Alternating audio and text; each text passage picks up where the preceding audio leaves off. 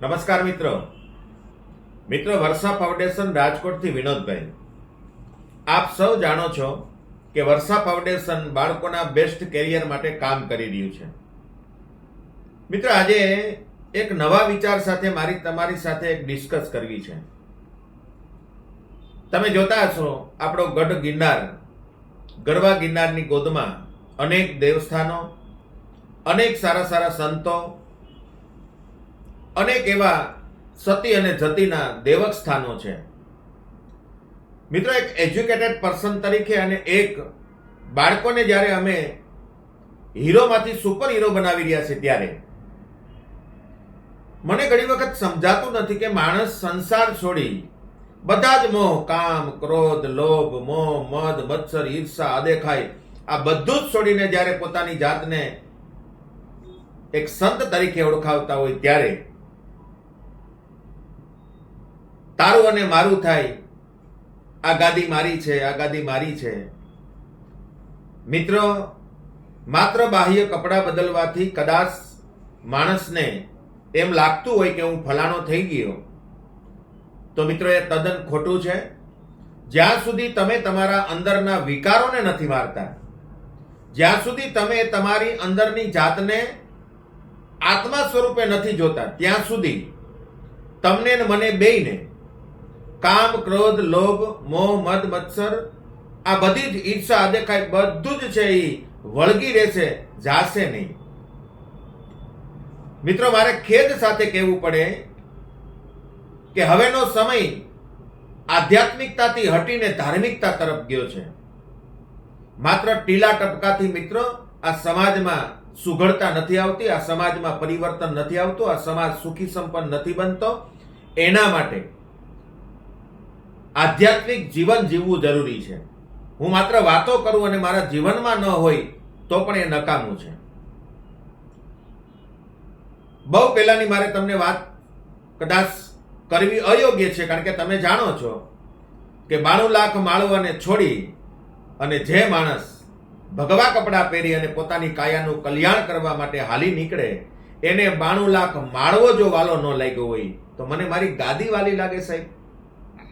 ઈથી વિશેષ મારે તમને વાત કરવી હોય તો મિત્રો, જેને સાંજે સમાચાર મળે કે દીકરા તારે સવારે અયોધ્યાની રાજગાદી પર બેસવાનું છે, અને એ પણ અયોધ્યાની રાજગાદી સાહેબ કે જેની 7 પેઢી જેની નામના ચાલી આવે છે, અજથી લઈ અને દશરથ સુધી ઉજળા ઇતિહાસ છે. રઘુકુલ રીતિ સદા ચલી આવી, પ્રાણ જાય પણ વચન ન જાય, આવા ઉજળા ઇતિહાસ જેના છે અને એ ગાદી ઉપર બેસવાનો જ્યારે મોકો મળતો હોય એવા ભગવાન શ્રી રામ સાંજે એને મેસેજ મળે, સવારે એ જ રામને પાછા મેસેજ મળે કે બેટા હવે તારે ગાદીએ નથી બેસવાનું, હવે તો તારે સવારમાં ભગવા વસ્ત્ર પહેરી અને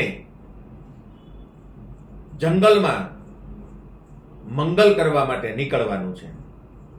મિત્રો, એ રામની રેખા પણ ન બદલે અને એ પોતે પિતાના વચનને ખાતર, પિતૃવચનને ખાતર એના પિતાના વચનને માથે ચડાવે અને વનમાં ચાલી નીકળે સાહેબ. વિચાર તો કરો, આવી ઉજળી ગાદીમાં બેસવા માટે જે માણસની જાહેરાત થઈ હોય એ મર્યાદા પુરુષોત્તમ રામ, એટલા માટે એને ભગવાન કહેવાય છે સાહેબ.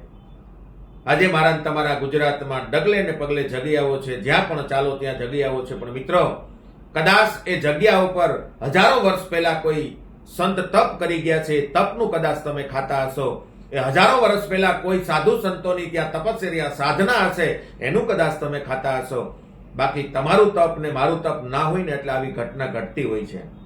મને તો ઘણી વખત એમ થાય કે મંદિરોમાં જ્યારે સાધુ ગાદીએ બેસવા માટે વિવાદ કરે ત્યારે મને એમ થાય કે આપણે શું ગાદીએ બેસવા માટે સાધુ બન્યા છે કે કાયાનું કલ્યાણ માટે બન્યા છે? મિત્રો, હકીકતમાં તો છે ને સંન્યાસ કાયાના કલ્યાણ માટે લેવાનો હોય, નહીં કે કઈ રાસ રસીલું અને મોટું પદ ભોગવવા માટે. હકીકતમાં મિત્રો, આવી ટિપ્પણી મારે કરવી જ ના જોઈએ, પણ મારા લાખો બાળકોને ખબર પડે કે મારે કેવા સંતની સામે બેસવું જોઈએ, કેવા સાધુની સામે બેસવું જોઈએ. કારણ કે આ દુનિયામાં બાવો, સંત અને સાધુ આ ત્રણેયને જુદા પાડવા ખૂબ જરૂરી છે. આપણા સાહિત્યકારો ઘણી વખત કહે છે સંતને સંતપણા નથી મફતમાં મળતા, એના મૂળ સૂકવવા પડતા. ભાઈ સંતને સંતપણા નથી મફતમાં મળતા. મિત્રો, આવા તો કેટલાય ઉજળા પ્રસંગો મારા તમારા ગુજરાતમાં છે. પણ હમણાં જ્યારે મંદિરના ગાદીપતિમાં ફલાણું ઢીકડું, હું ગાદીએ ન બેસવા દઉં, ફલાણું કરું, એને ઉઘાડો કરું, ફલાણું ઢીકડું આવે, આવા તો ઘણા વખત આવે છે. ત્યારે ક્યારેય મેં વિડીયો બનાવ્યો નથી. પણ આજ મને એવી ઈચ્છા થઈ કે હકીકતમાં માણસે પોતાના કાયાના કલ્યાણ માટે કદાચ સંસાર છોડતા હશે, પણ ગાદીએ બેસવા માટે નહીં. ચાલો મિત્રો, આપણે આપણા બાળકોને ક્યાં જવું, ક્યાં ન જવું, કેના ભક્તો બનવા,